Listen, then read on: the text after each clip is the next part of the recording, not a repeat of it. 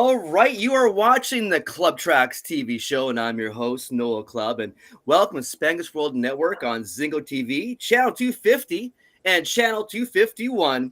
Please remember to download the Zingo TV app from respective iOS and Android app stores, as the app is absolutely free. And while you download, please make sure to rate and leave us a comment because we always want to hear from you folks. Yeah, we sure do. So don't be shy out there, eh? And Zingo TV is also available on Google Chromecast, Amazon Fire, and Fire TV sticks. Roku and Roku sticks are also available on all smart TVs from 2016 forward. Welcome all the viewers watching us around the world. Thanks again for joining us. All right, it's time to introduce, of course, my co-host here of the show. First off, he is a singer, songwriter, guitarist, working with several rock bands and artists in the New York City area. He's also an established solo artist himself. Please welcome the awesome, the cool, the one and the only Mark Cool Duda to the show. What can I say, guys? Pleasure to be here. Thank you very much. Yeah, great to see you, man. Good to see you, man. It's been a little while again. Things have been good, man. I was able to catch Maiden on Friday night Very cool. in the Prudential Center, Newark. It was sold out. The show was lit. And, they had that band HU opening for them, the Mongolian band who plays traditional Mongolian instruments and also has a bunch of shredders up there with them. And was really interesting because I immediately thought of the connection to tonight's guest. No kidding, right?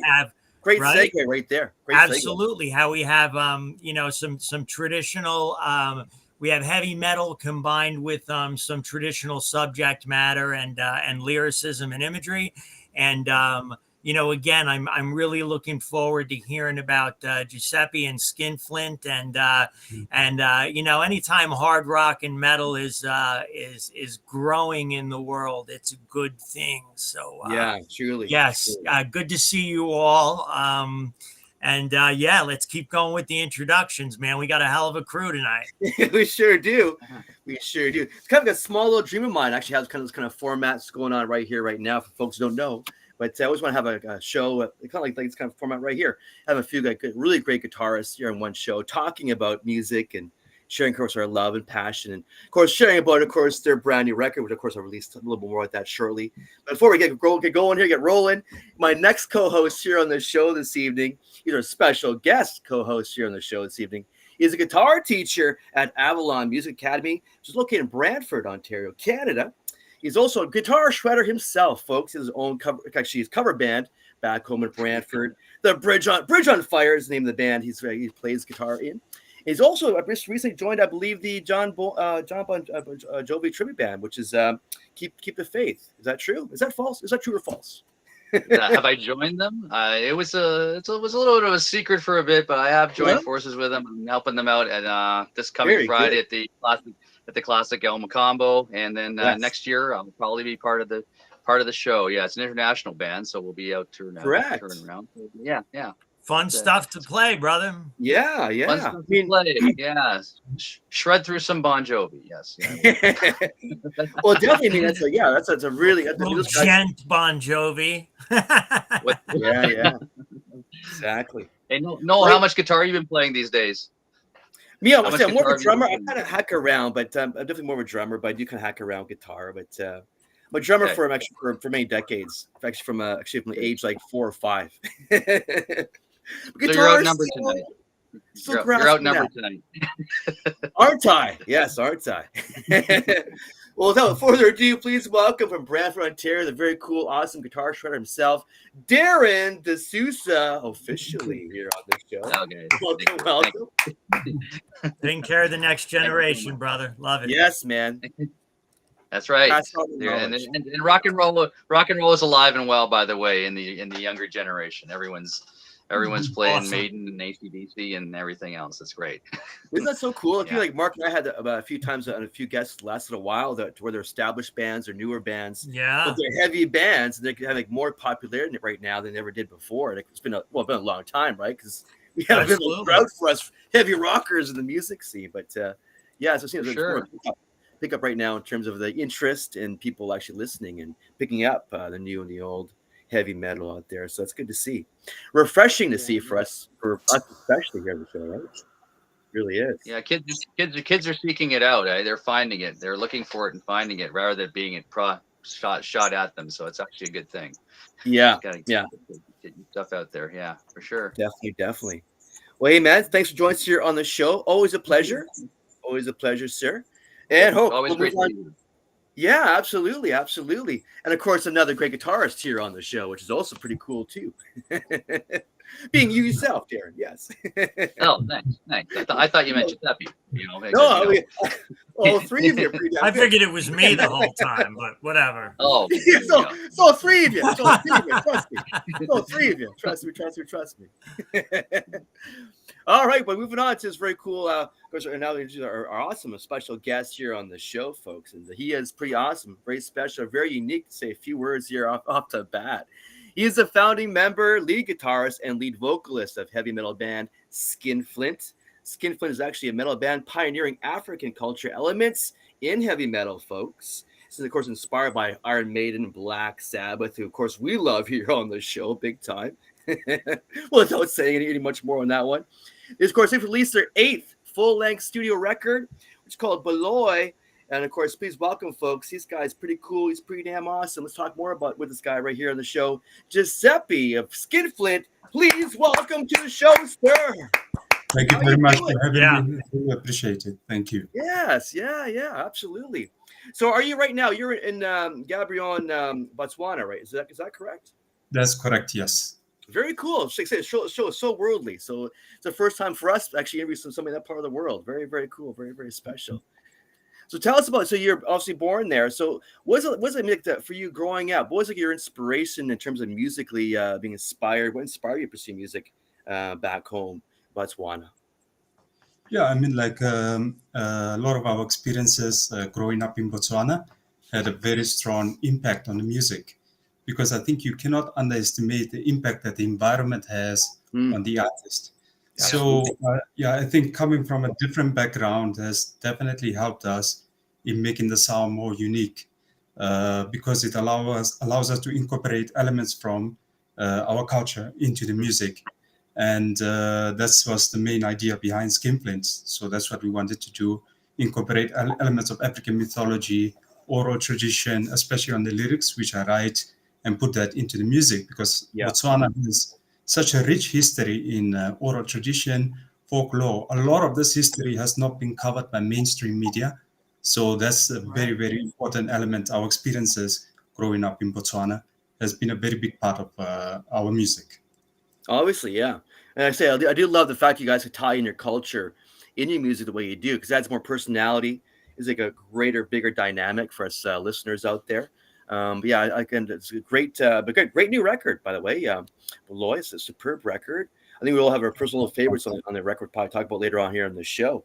But so for you, like becoming a guitarist, like who inspired you to pursue the guitar? Was there a certain band out there, or records? Like what kind of inspired you to pursue the guitar? It was very interesting because I come from a musical family. My dad played music. My uncle also played music. Even my mom played music. And back in the late 70s, mid to late 70s, there was a band called Nose It All Band who started rock music in Botswana. They were one of the first rock bands in Africa. And my parents were inside that band. And there was also another band that came from Zambia, the Zambia psychedelic rock scene. And that was a band called The Witch. So growing up, and I've always been surrounded by this, and I'm fortunate to hear the tales directly from my dad, how African rock started in Botswana, and all of that has been a great inspiration to me, because many people think that there's not much metal or rock music in Botswana, but the truth is that music has been in Africa since the 70s, and it's just that in the time when there was no internet, nobody was documenting the scene, so these bands were very underground. So my uncle Renato, Uncle Ray, my late uncle, passed away. He's the one who taught me the blues on the guitar. All right. I started as a blues guitarist originally. Really? And then one day my dad... Me too. Pentatonic, brother. And good beginning. Yeah. Okay. Then my dad got me a record from I mean, before I was into metal, like my uncle had a lot of Jimi Hendrix tapes. And Oh, right then, on. yeah, Jimi Hendrix. One day, my uncle was watching in his room the Band of Gypsies live in New York. I think it was Fillmore East. And the tape was all black and white. And Yep. Hendrix was playing the guitar solo in Machine Gun.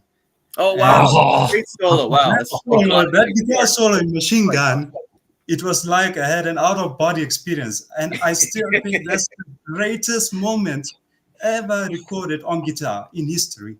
And to me, that it literally was like an out-of-body experience.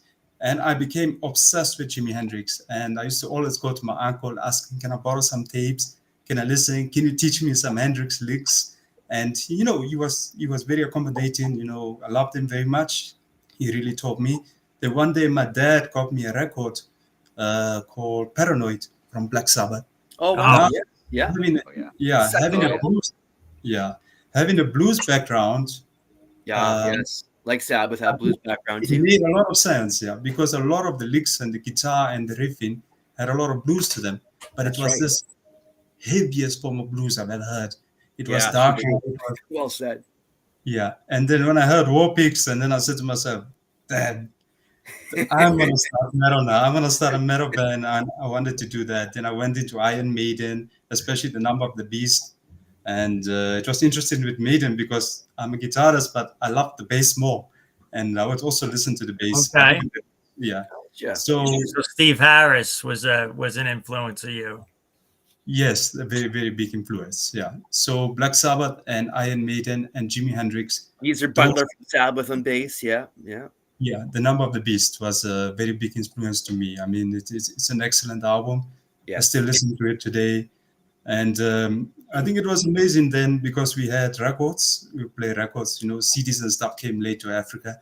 So It was nice because you had to listen to the whole record. You couldn't skip. So you absorb everything at once. Yeah. So I really like that. And we were fortunate that in Botswana we could find those records because the history of Botswana didn't have much problems like many African countries, with politics and things like that. That's so great. we were exposed to all kinds of music, and our radio stations back then they used to play rock, metal. So I've always been exposed to the music. But I must also on Friday night, they played The Prisoner, and everybody heard that opening drum, the drums at the beginning of The Prisoner, and 20,000 people went nuts. And you have the same reaction to that you did the first time you heard it, right? Just like you're talking about War Pigs or Machine Gun, right? Amazing. I know Nick was amazing on the drums. Yeah, I mean, I saw Maiden once in South Africa. I drove about 5 hours to go and see them. We went with the whole band, and when they opened the show, it was during the Book of Souls tour.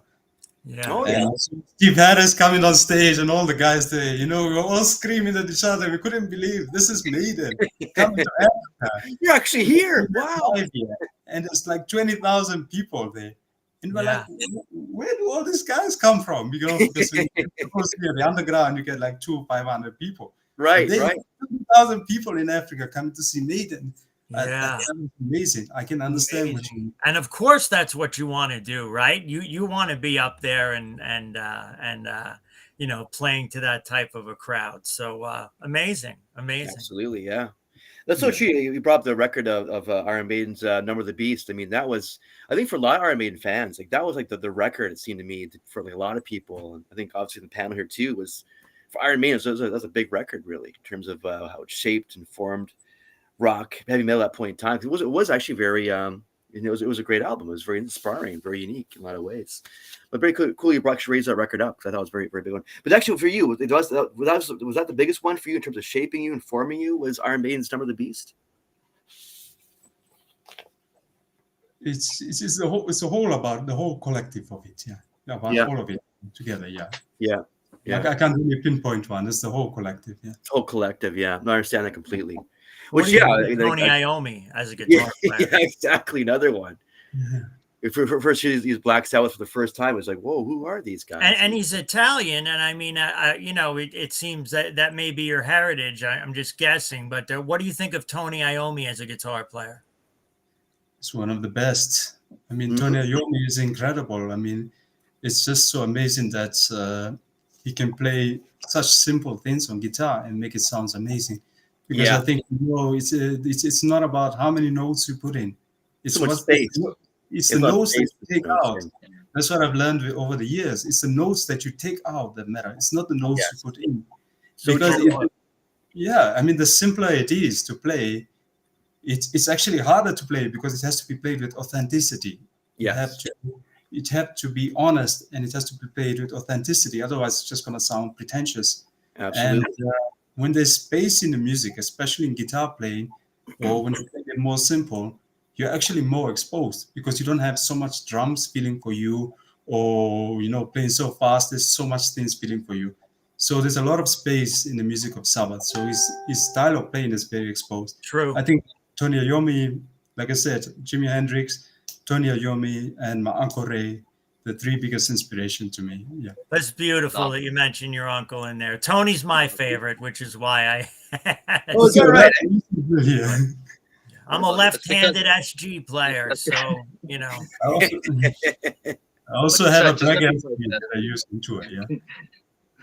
Giuseppe plays an SG. He's got to be an Iommi fan. So no kidding, right? That's an automatic giveaway right there. Either that or Angus. You know what? They're also light, so I got to admit, that I like that about them too. That's true, especially when you do tours. You carry that thing, you don't even feel the weight of it. Yeah. You compare it to a Les Paul, and it's like, oh God, like let me play that SG. That's an axe. That's an axe. Yeah, I hear you. The burden of that axe. I hear you. That's pretty cool. That's pretty cool stuff. Darren, you got a question over from you, sir.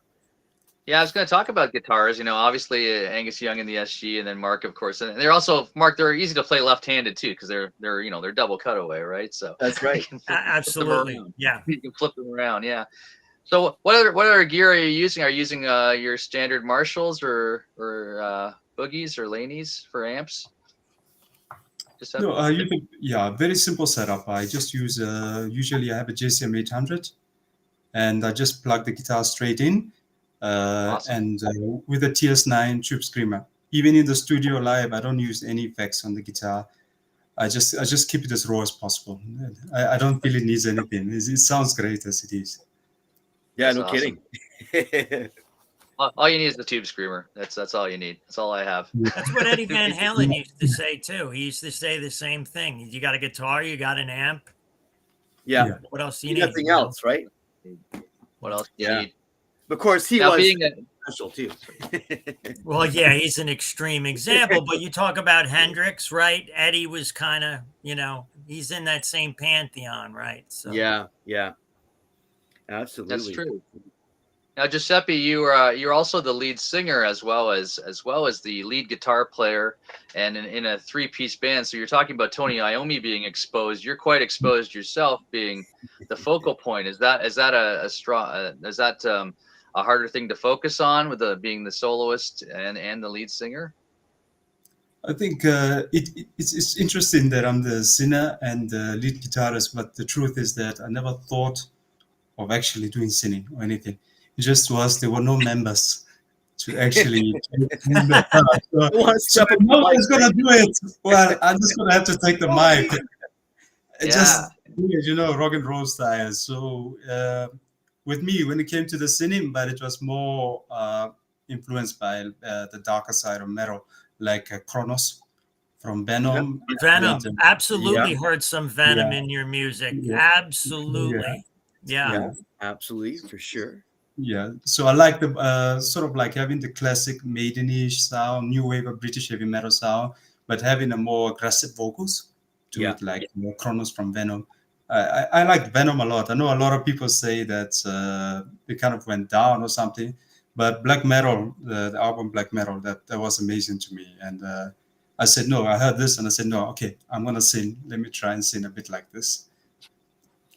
Yeah, it's a classic record. Whatever you want to say about Venom, that record, we're talking about it 40 years after it came out, right? So there has to be something about it, right? Yeah. I just like how raw it is. I mean, even the production aspect of it. It's such a raw record. And I think that, especially in this day and age where so much music is overproduced, and polished, I think that you lose some of that raw energy of a band playing in the studio, and you lose the atmosphere. And I think it's in a strange way, the imperfections of these albums was something that I could relate to, because I'm not perfect as a person. So I could relate to the imperfections. But if it's too perfect, I find that it sounds kind of phony and pretentious. Yeah, absolutely. Yeah, no debate. Mm. Our ears don't lie to us, right? And of course, Good the brain's point. got a signal there too. So, yeah, so true is right. Yeah. I assume you record live off the floor with Skinflint, basically. Everything's live, very live, I guess, when you record. Yeah, everything is live. What you hear on the record is exactly what we sound like live. We wanted to sound like you're in the same room as the band. That's very important to us. That's why you see I'm even wearing a Dark Throne t-shirt, because I like the do-it-yourself vibe, and that's our approach when we go to the studio. Just plug in, play. We're a live band first and a studio band second. So I think we sound better live than in the studio, to be honest. But that's because of the energy and that kind of a recording approach. That's our style. Yeah, more bands need to do that these days. It's more honest. I think it's more honest and fresh and organic, right? I'm sure you're changing things as you play as well as you record too, right? So yeah, I think it's also because it kind of makes you vulnerable in a way. You feel exposed. Yeah, because if you record that way, you're certainly going to hear some faults. It's not going to be perfect. So I think people feel more comfortable following trends or ways that there's a set way of doing things, because then when something fails, you can hide behind that and say it's not me. But when you fail being yourself and putting yourself out there, it's much heavier on your shoulders, because that's who you are. You're putting yourself out there. But when you're a rock and roller and you play a wrong note, you just call that jazz. That's all. Yeah, right, there you go. Right. That's just play the note again. You play it again. You meant to do it. Play that bad note again. It wasn't me. It wasn't me. It's another guy over there. Jazz, guys. That's all. Exactly. No, that's very cool. And also, like, you guys were formed back in 2006. Is that correct? And where did the name actually come from, Skinflint? What actually was inspired by? Skinflint, we started back in 06. And it's interesting because the name didn't really mean anything. It just sounded good. But the idea behind Skinflint, the main idea is three of us got together and we said, at the time, there was a lot of metal bands. And none of the bands was singing about the mythology or the history of in Africa. Most of the bands had very Eurocentric lyrics, which we have nothing against, of course. But it was just, I felt it was a bit of a shame because there's so much talent in Africa and there's so much history in Africa. And we felt that heavy metal would be a perfect platform to tell some stories that we grew up listening to. For sure. Because most of these stories have never been covered by Western media. So like if you look at your general fantasy, it will most likely be Tolkien style, which like I said, we respect it. But we felt that there was so much missing. And it's such a massive continent with so many stories and stuff that we wanted to put in the music. And that's what we've been doing. Like if you look at all our albums, all 8 albums, they've always had elements of African culture inside the theme. And I think it also gives a different atmosphere to the music. Yeah. Oh, it sure does. I have to ask you that, and I know it's a conscious idea you had about having African inspiration in heavy metal. But there must have been like a perfect accident in terms of sound wise, as far as how you discovered that sound yourself before Skinflint actually happened. So was there like a moment that kind of you got that kind of voila moment of aha, that's the sound I'm looking for? Is that when you found that African vibe in your heavy metal sound? Did it happen? Like what was it? What kind of sparked that for you? It's interesting because also coming from a musical family, I used to sometimes go on tour, with my parents. And at the time, those rock bands used to play with a lot of different bands. So in Africa, it wasn't like, just one metal show would be metal, or rock show would be all rock. Some of the festivals used to mix genres of music. I would think so. I would think it would be very, very mixed. Yeah. I was exposed to a lot of traditional African music, from our traditional Barankana music, which we even made a track called Barankana Metal, which uses the traditional shackles on top of the knees and the legs, which is called matoa in Setswana, matoa. And that thing, they makes a sound when you kick your legs like that. So I was exposed to a lot of these different musics, even from DRC. There was a big wave of sukus guitar, rumba playing in Botswana. There was a lot of, like I said, Arankana, and then even the Khoisan have their own style of music, big bow, and they hit it. So I think that it wasn't one moment that did it, but I was always exposed to all of these different musics because my dad also had a recording studio, and he used to record all of these bands in Botswana. So many of the local bands and all these bands from Africa would come to the studio, and I was still a child at the time. And I always wanted to go to the studio and just listen to different types of music. Yeah. So I think I was fortunate that I had a very big musical background and was exposed to a lot of different kinds of music that many people don't actually hear. Correct. So it was something that was always in me, I think. So I felt that I want to incorporate some of those elements into the music of Skinflint, and that's what we all need to do as a band. Yeah. Well, say it's it's a pioneering sound. It's very pioneering. It's very, very new. It's very unique. It's been your style for almost 20 years now, right? What, 18 years, I believe it is now. So pretty phenomenal right there to sell. But getting back to the new record, Bayloy, I mean, it's such an aggressive record from start to finish. Even like the last track's a little bit, starts off a little bit of a cultural African culture, but the record is just absolutely solid start to finish. So again, was that your conscious idea to be really aggressive coming into the studio writing this record? Yeah, there was a lot of concepts idea with it, but as you said, but thank you, the kind words. The record is a bit more aggressive than what we did. Much so. Yeah, much more aggressive because I think in a way it's not something we did intentionally. It's just interesting to bring it up because. We are more like a jam band. We just get into the studio and play what we're feeling at the moment. But I think the aggression started at the moment of Artze, and then Hitspel, and then Baloy. It was after our previous drummer left. She was a girl drummer. She was my cousin, actually. Oh, really? Then, yes. Yeah, then Cosmos came into the band, and the guy who used to hit so hard, he just hits so hard that your ears are ringing, when the guy's hitting. That's our guy. So now that Skinflint is a very collaborative band, like I'm not the most important member. Nobody's the most important member. Everybody has to collaborate and put the points together. It's kind of like Led Zeppelin in a way. Yeah, it's got to be collective. Yeah. Everybody was very collective. Yeah, so we wanted to bring the best out of the current new lineup. So I'm looking at this drummer, and he looks like Superman behind the drums. I guess we can't play softer now. We have to make it more aggressive, Yeah, so he's hard to on him. Yes, right on. Very powerful, right on. Because he's a powerful drummer. There's no doubt about that. Yeah. So I thought it was fun to do so, but also like the concept got darker. Like Baloy means witches. Gotcha. Okay, that's the question. Culture. Yeah, Baloy means witches. It's a Setswana term for witches.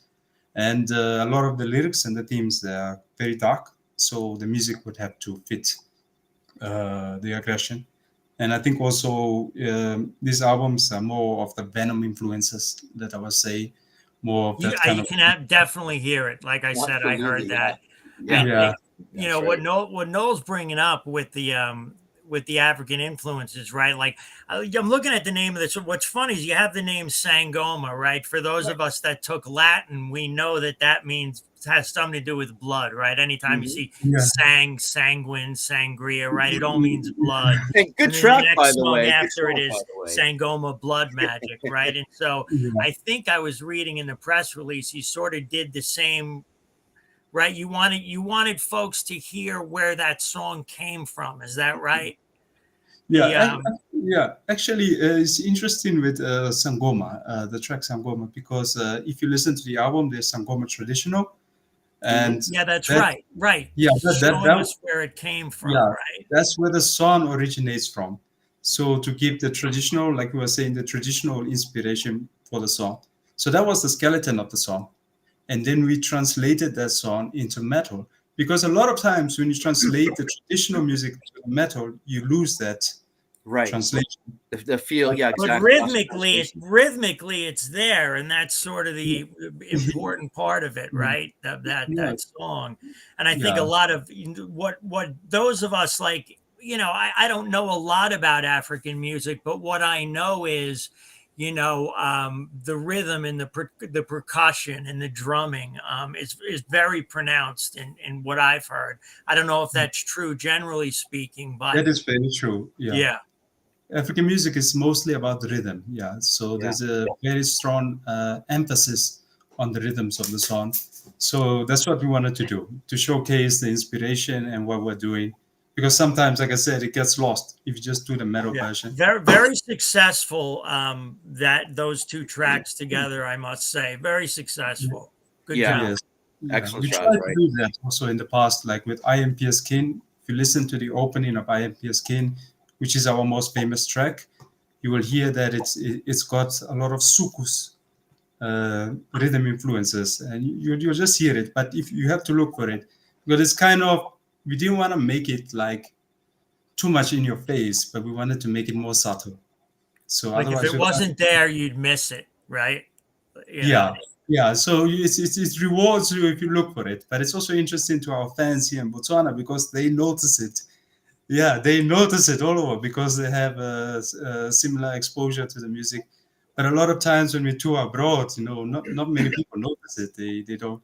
But I think it's interesting, and I'm glad that you noticed that because it's quite interesting. And very successful portrayal of that on the new album. And I think it's important because it is letting people know why you're different. Absolutely. Thank you. Yeah, you have a great, unique sound. I mean, I say you're a pioneer of your sound. I say almost 20 years now, and very, very, it's a great record. But my God, it sure is aggressive, rockin' aggressive record. That's that kind of term. It's a great record. And actually, on this track, I like the Beast Beneath the Rocks. That was another great standout track too on this new one. Was that from a jam session too? Yeah, it was a jam session too. Yes. And you guys think about.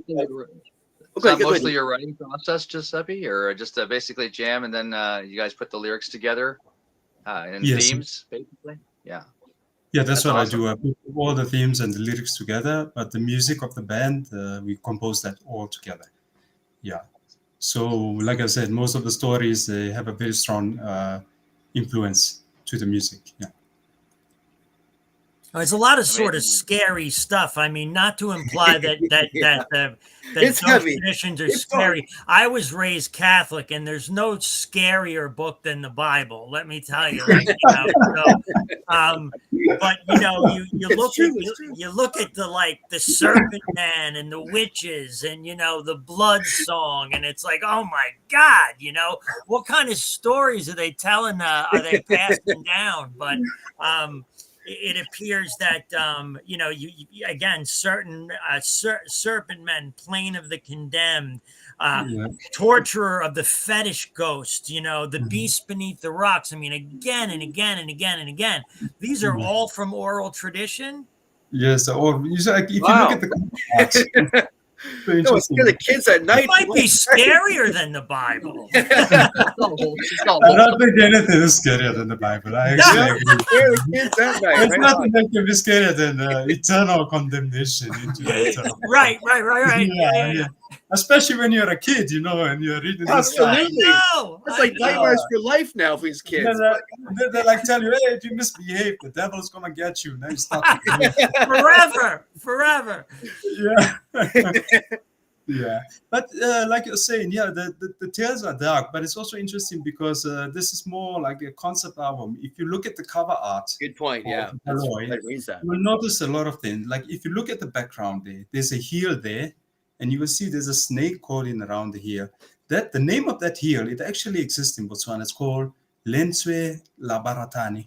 So Lenswe Labaratani means lover's heel. So it was a story of two lovers that wanted to get married, but the tribe forbidden them from getting married. So they escaped to the hill. And when they escaped to the hill up there, they never returned.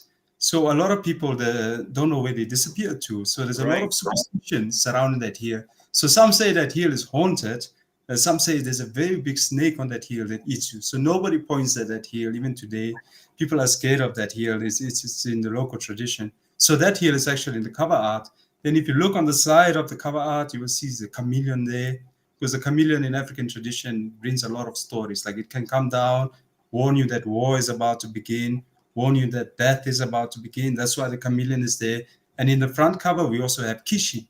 Kishi is like a humanoid in African mythology that has a human face and a hyena face there. So it kind of seduces dreams.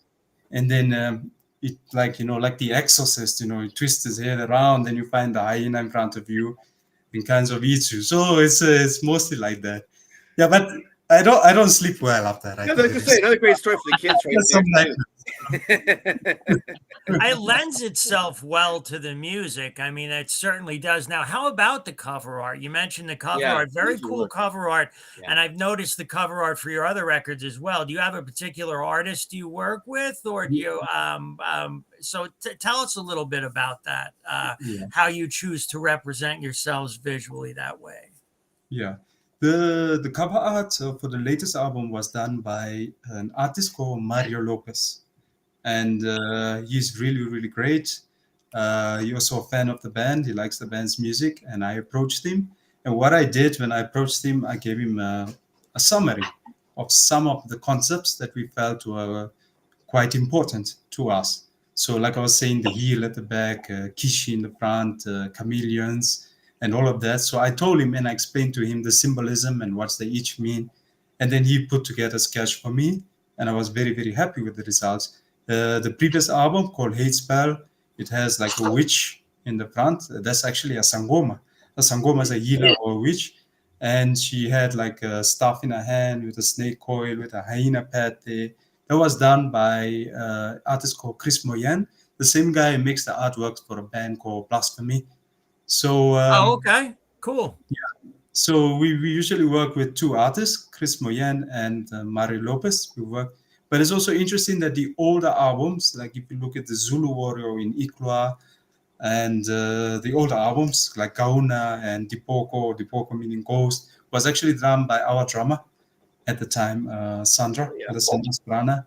So like I said, she was my cousin. So she used to do the artworks until she left the band. So it's three people. It was our drummer at that time, and Chris Moyen and Mario Lopez. But the artworks, they've always had the elements of the African mythology in them. You can look at them all. They always had that. Yeah, very cool. Very cool stuff. It gives you your own kind of unique identity too out there in the market. So, and again, it lends so well to kind of being more, our storytelling like. The storytelling is absolutely there. There's no shortage there.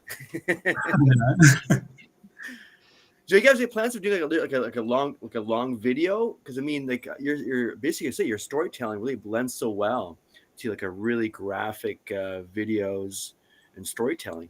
Do you have guys plans for doing kind of a long-term video in terms of moving forward? Yeah, like we did videos for Sangoma Blood Magic, and we have plans to do other videos. In particularly, I would really like to do a video on Kishi, maybe. Mm-hmm. Yeah. There is one problem of the videos, to be honest, is that because, how can I explain it? It's quite complicated. Like if I say to you, who's Dracula? Everybody knows Dracula. But if I say who's Sasa Bonsam, most people don't know. But Sasa Bonsam is a vampire from West Africa. So like even if you look at the Sasa Bonsam video we did, to me, there's some challenges there because we don't have the budget to actually do that, build that mythology, because people don't really have that imagination. Image in the head. So it becomes very, very difficult. Like if you're gonna make a video of Kishi, like people are gonna be like, "Who's Kishi?" You could put some text at the beginning, like at Star Wars. You know how they have the text going. I mean, listen, if you wanted to do it on a dime, right? But I hear you. You want to do things the right way. You want to do things and really represent. Now, are there horror movies like that in Botswana? Like how we have movies about no, there's not a lot of cinema about. It really is an oral tradition then, right? Yeah, like you're saying. Well, hey, You might find a loophole right here as for terms of now you can create what that looks like now and sell Yeah. us what it looks like. Oh, is that what it looks like? Oh, okay, cool. Gotcha. Well, that's wild that it really just is an oral tradition. I mean, you're not pulling it from writings, you're not pulling it from cinema.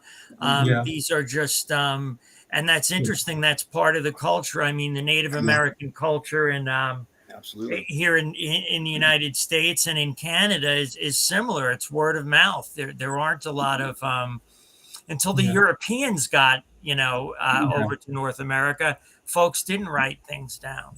Yeah, so I think that's similar to here. Yeah, it's all oral tradition. Or if you go to some of the caves, you will see some of the drawings of some of the things I'm talking about. And but there's nothing written. Not very little is written on these stories because they used to have the griots. So the griots used to have an audience in front of them, kind of like theater in a way or poetry, and they used to tell the tales. And these tales lived from generation to generation. And I just been very fortunate that I grew up here in Botswana, Africa, and I was exposed to all of these stories. And I hope that maybe somebody, in the States or something makes movies on these stories. Or well, you're carrying on that oral tradition with music behind it. Exactly. You are the soundtrack to the imagery here, sir. Yes. Very interesting to think about it that way, though, that you are documenting that oral tradition, just,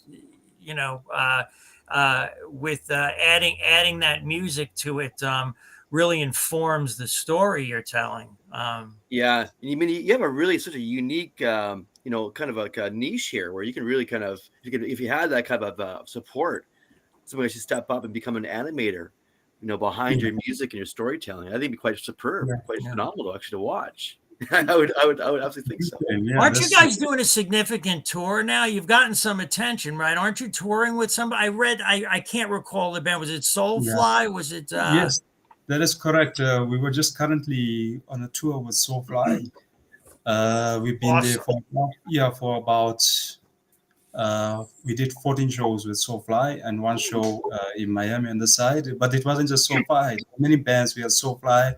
We had Crowbar. Wild. We had a lot of great bands, that coming inside on the tour, and to me it was really something special. Did you all get along? Everybody got along. I love the guys. Yeah, I really love Max because what Max did, kind of like when he started Sepultura and what he does with Soulfly, he mixed the elements from South America, with Brazil, with the music, and we're kind of doing like what Sepultura did back then, but here in Africa. This is true. Yeah. And I think Max can see that. That's why it's not the first time; it's the fourth time that Max invited us on tour. Oh, wild! Wow. Yeah, how did he discover you, or did you discover? How did that relationship start? It's interesting. It started because at one time our booking agency said, "There's a tour offer for you guys. Would you like to play?" And then I heard it was Soulfly. I jumped at that moment. I was so excited. Of course. We can't say no to Soulfly. And then it's interesting because at first we didn't really know the guys, but as the tour went on, and then some of the band members, heard our show and then started talking to us, then introduced me to Max. And the first time I met him, I don't know, there was such a great chemistry. And I saw that he's such a great guy. I mean, like, he's a family man first. He really cares. He's got a very big heart. And I think that also everything he has, he worked really hard for it. He really suffered for it. So also us coming from Africa, it's much more difficult for us to, we are so far from everything. We don't have as good of opportunities. So I think that there was that sort of thing that we could relate to, and that connection there. We just love the guys, and that's wonderful to hear that, man. They say never meet your heroes, but I found myself that is true.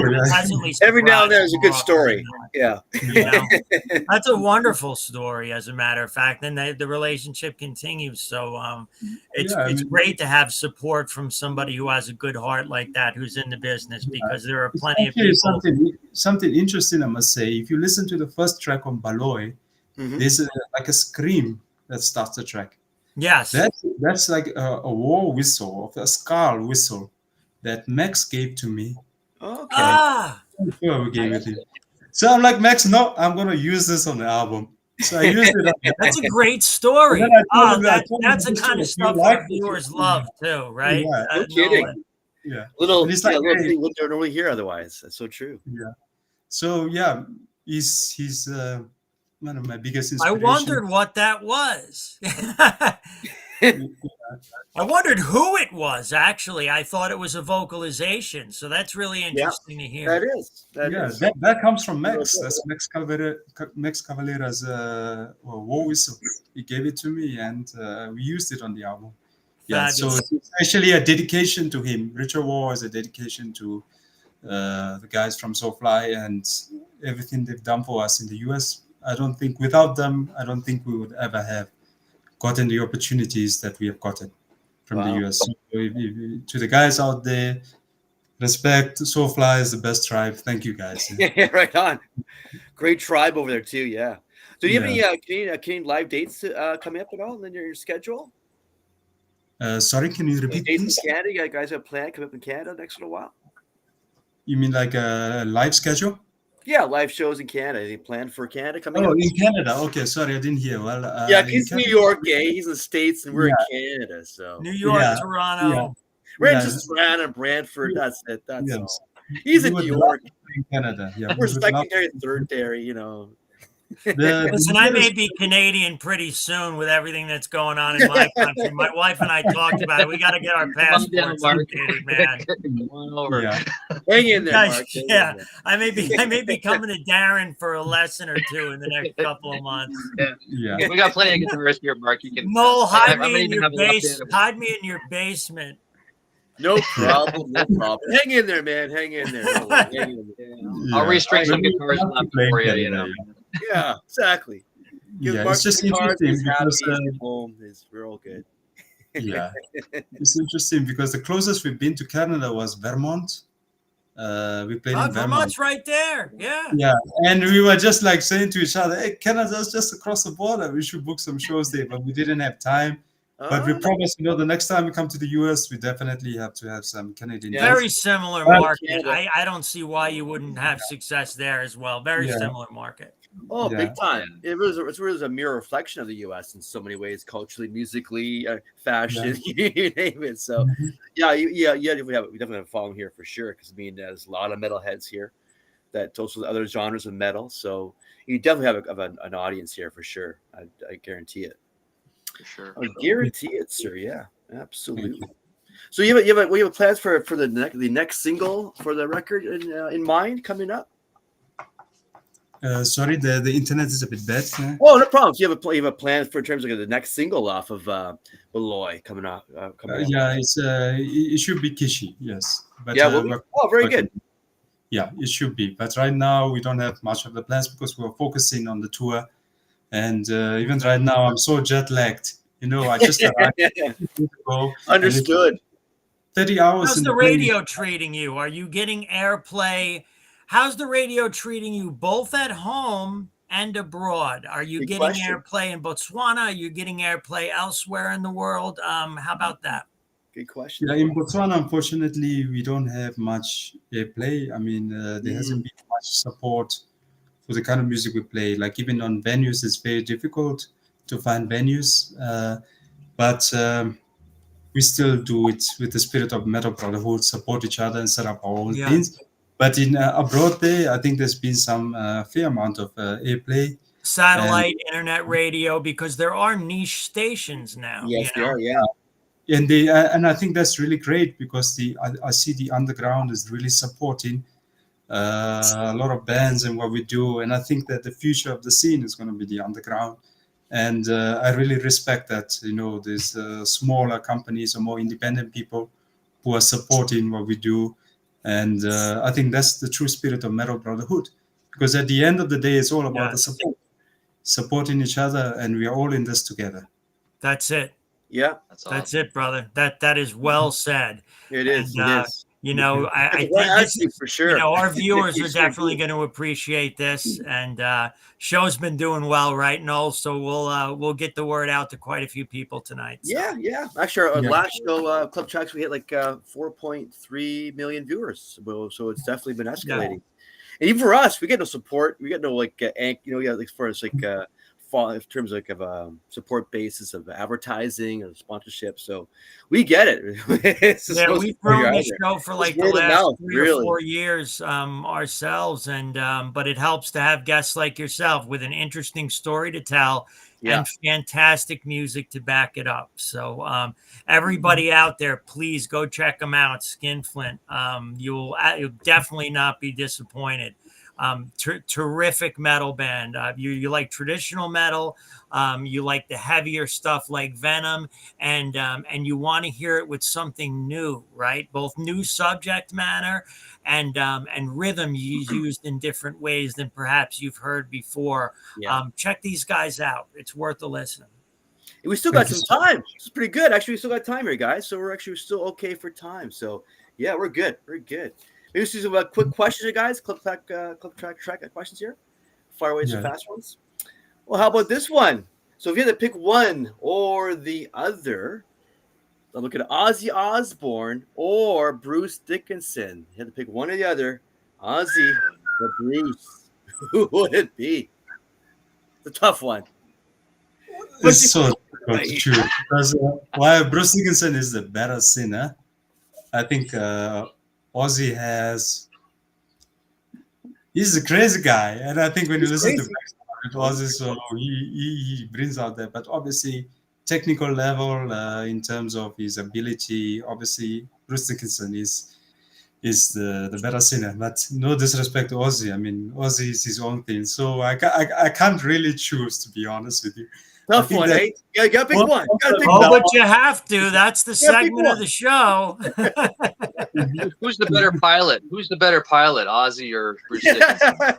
Easy one there. Definitely not Ozzy. You definitely don't want Ozzy flying your plane. That's not a good idea. No.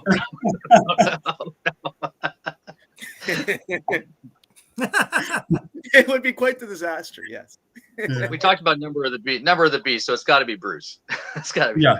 Let's go with Bruce. Bruce Dickinson. Bruce is the call, eh?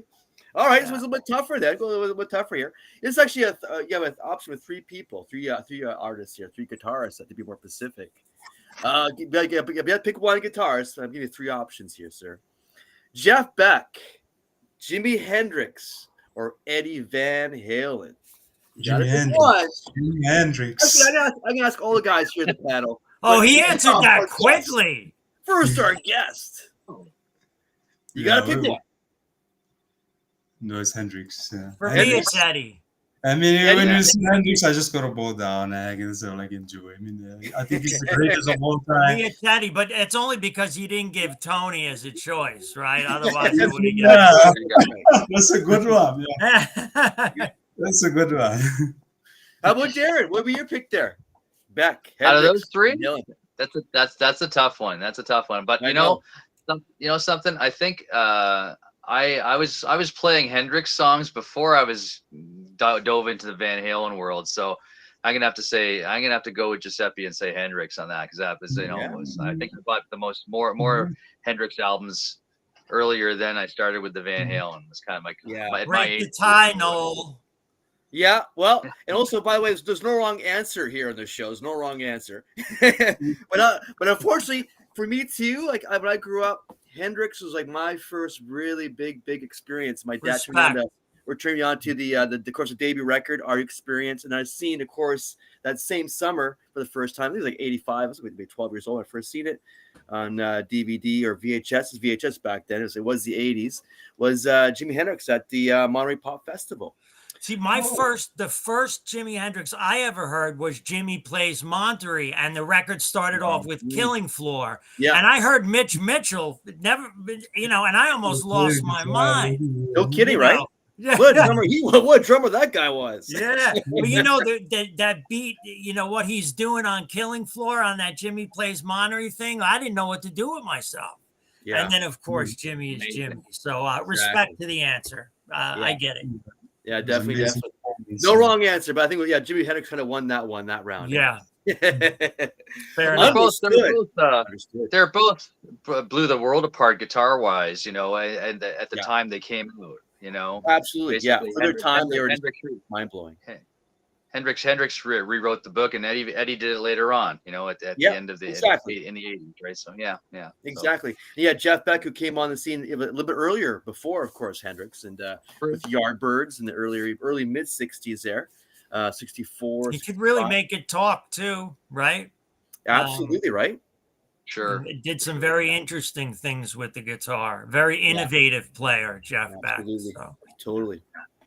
Totally an innovative guy, and it's amazing stories there too about him. I mean, of course, burning more time here on the show, but good call there. Well, next, guys, we got 2 minutes left. We'll one more question here.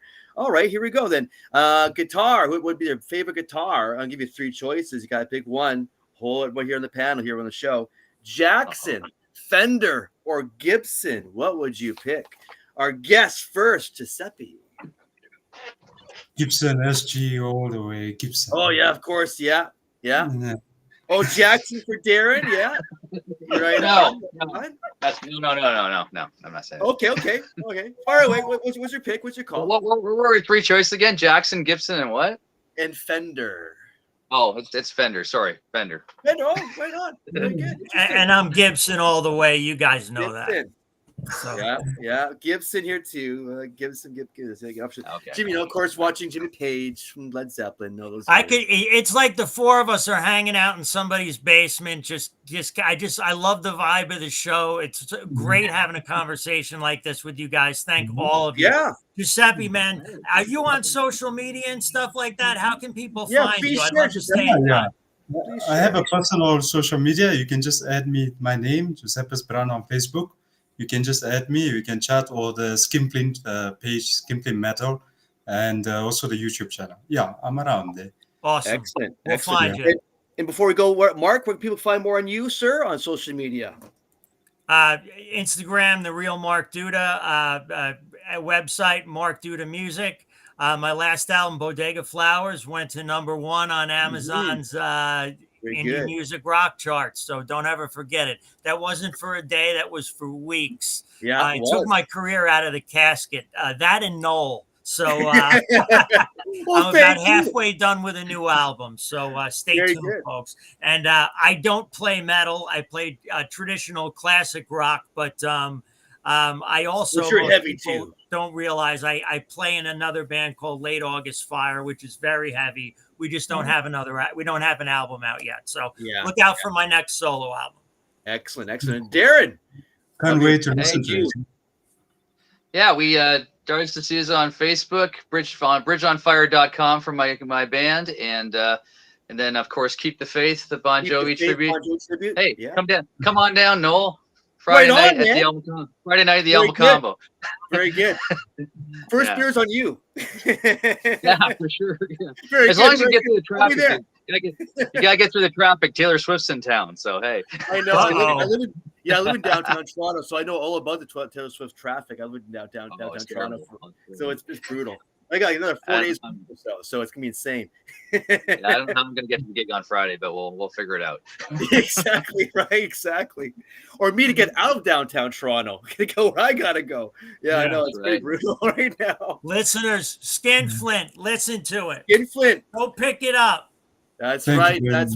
Beloy, folks. Skinflint, check out the new record, their 8th studio record. It's awesome. It's aggressive. It's in your face, man. So check it out. Thanks, Giuseppe. It's nice meeting you, sir. And again, come back and see us. We'll be in touch. Come back and see us again when you got something new out. Okay, when you're on tour, come back and see us. Thank you so much for having us. Really appreciate it. Thanks for supporting African metal. Thank you. Oh, thank you as well, Mr. Pioneer of African heavy metal. Very good. And thanks, Mark Duda, Darren D'Souza, and thanks, folks, for watching us. Always a pleasure. Remember, people all the news. Watch it, hear it, read it, download it, live it, love it, man. Thank you again, folks. We'll see you again real soon. Take care.